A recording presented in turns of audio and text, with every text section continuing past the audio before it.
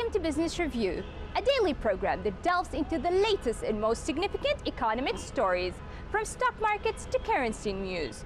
Business Review covers the most up-to-date developments in the global financial world.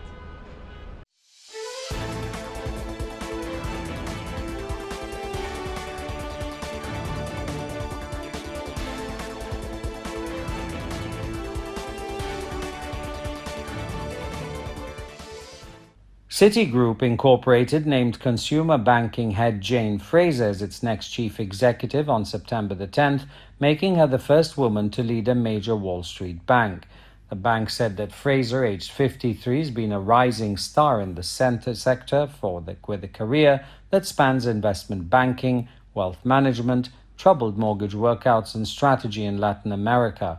Fraser's promotion to CEO was celebrated as a step in the right direction for an industry that has very few women or diverse executives in its top ranks. Great news for the company and for women everywhere. That's the tweet of the Bank of America Corporation Operations and Technology Chief, Kathy Besant. She said, "A big and fantastic moment." Fraser joins a small group of women who have broken through the glass ceiling to reach the C-suite at major financial firms. In addition to Besant, there is Fidelity Investment CEO Abigail Johnson, JP Morgan's consumer lending head Marianne Lake, and its finance chief Jennifer Piepszak, and Alison Rose, who's CEO of British bank NatWest. Only 37 companies on this year's Fortune 500 list are led by women. Fraser launched her career in Goldman Sachs' Mergers and Acquisitions Department in London, then worked for other companies in Madrid. She joined Citigroup 16 years ago and is credited internally with helping the bank recover after the financial crisis, when it had to take $45 billion in taxpayer funds to survive.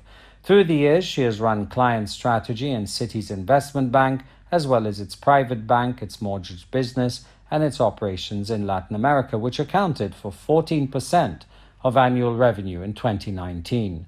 Her name was flouted as a potential CEO candidate at Wells Fargo and Company last year, before the board settled on former JP Morgan executive Charles Scharf. In October, Fraser was promoted to the role of president and tasked to lead its global consumer bank, a move that was widely seen as a precursor to her elevation. Ryanair has cut its annual passenger target to 50 million passengers from a forecast of 60 million made in July, as COVID-19 renders the winter a write-off. The group chief executive Michael O'Leary said the Irish airline, Europe's largest low-cost carrier, in July cut its passenger target to 60 million for the financial year to March of 2021 from the 80 million it had forecast in May. But a spike in COVID-19 cases and the poor performance of some EU governments has cut that and the number to 50 million, one-third of the level of last year, and it may go lower, O'Leary said. The move follows similar comments from British rival EasyJet, which said it expected to fly slightly less than 40% planned capacity for the final quarter of its financial year. Ryanair may have to close some bases and cut capacity at others, O'Leary said, mentioning Britain, Ireland, Spain and Portugal. O'Leary said he expected Ryanair would shed significantly less than the 3,000 jobs it warned of earlier in the crisis.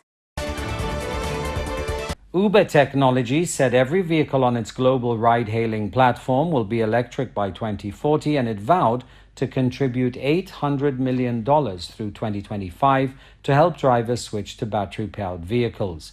Uber, which as of early February said it had 5 million drivers worldwide, said it formed partnerships with General Motors and Renault, Nissan, Mitsubishi Alliance. In addition to the vehicle discounts, Uber said $800 million includes discounts for charging and a fare subcharge for electric and hybrid vehicles, the cost of which would be partially offset by an additional small fee charged to customers who request a green trip. Uber said that vehicles on its ride platform in the United States, Canada, and Europe will be zero emission by 2030, taking advantage of the regulatory support and advanced infrastructure in those regions. The deals with GM and the Renault Alliance focus on the US, Canada, and Europe. Uber said it was discussing partnerships with other automakers. Uber's plan follows years of criticism by environmental groups and city officials over pollution and congestion caused by ride-hail vehicles and calls for fleet electrification.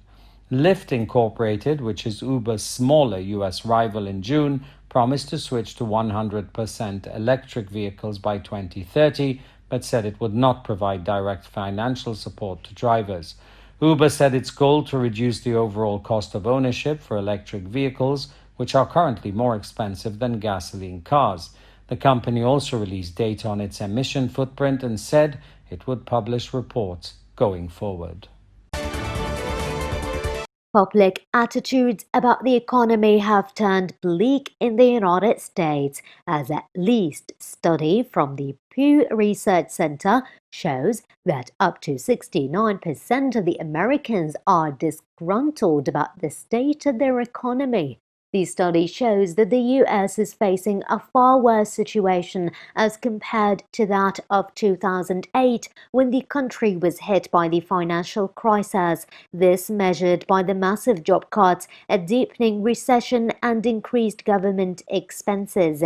However, U.S. employers added 1.4 million jobs in August, with the unemployment rate dropping to 8.4% as the nation's pandemic-ravaged labor market continues to slowly recover.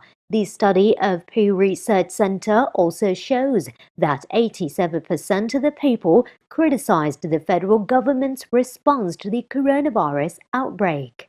The number of COVID-19 cases in the United States surpassed 6.2 million on Saturday, according to the Center for Systems Science and Engineering at Johns Hopkins University. The nationwide caseload amounted to 6,200,186, with the death toll reaching 187,750 on Saturday. The Center for Systems Science and Engineering data shows.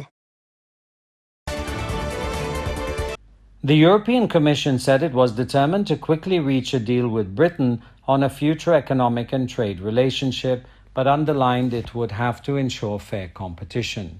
Daniel Ferry, a spokesman for EU's chief Brexit negotiator, Michel Barnier, said a no-deal Brexit would inevitably create barriers to trade and cross-border exchanges that do not exist today.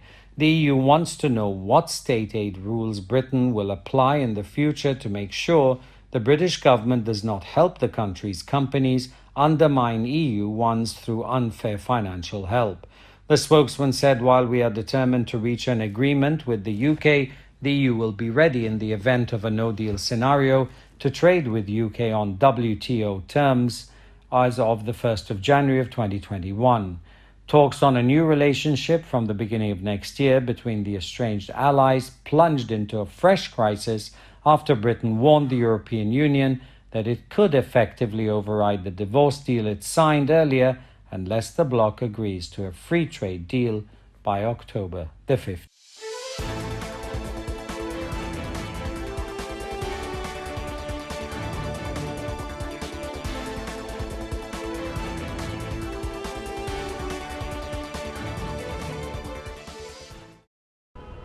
This has been Business Review, your daily source for the most critical financial stories. Tune in next time for the latest financial news impacting the world economy.